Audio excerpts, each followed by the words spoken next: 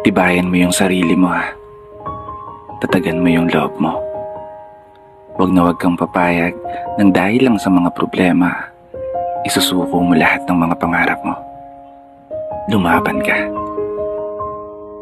Alam niyo ba minsan kailangan natin magpahinga? Kailangan natin huminto.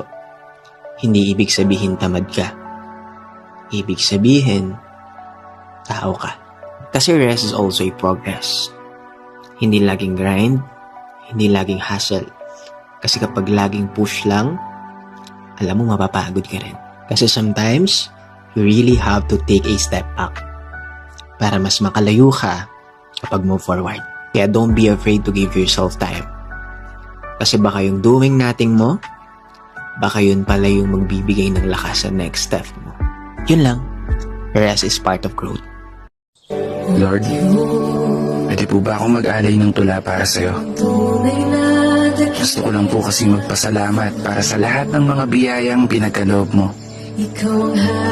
At yun na rin ang paghingi ko ng tawad sa lahat ng pagkukulang, sa lahat ng pagkakamali na nagawa ko sa mundo. At higit sa lahat, mga panahong pinagdududahan ko ang mga plano mo. Kasi Lord, hindi ko may tatanggi. Minsan, ayoko na. Ang araw na pagod na ako sa lahat ng mga problema kong daladala. Pinipilit ko nung bumangon at imulot ang mata. Sa bawat umaga at ibulang sa sarili na kaya ko pa. Dahilan kung ba't lagi kitang tinatanong na bakit ako pa. Bakit hindi sila?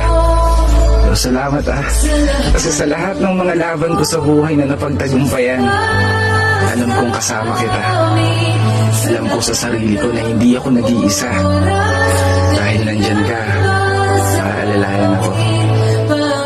Lord, it's October 21, a new sunrise, a new chance.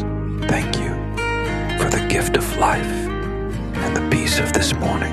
Sometimes I don't know what this day will bring, but I choose to trust you anyway. When I feel weak, remind me that your strength never runs out. When I start to worry, remind me that you're already in control. Walk with me today, Lord, and help me face everything with courage and faith. Amen.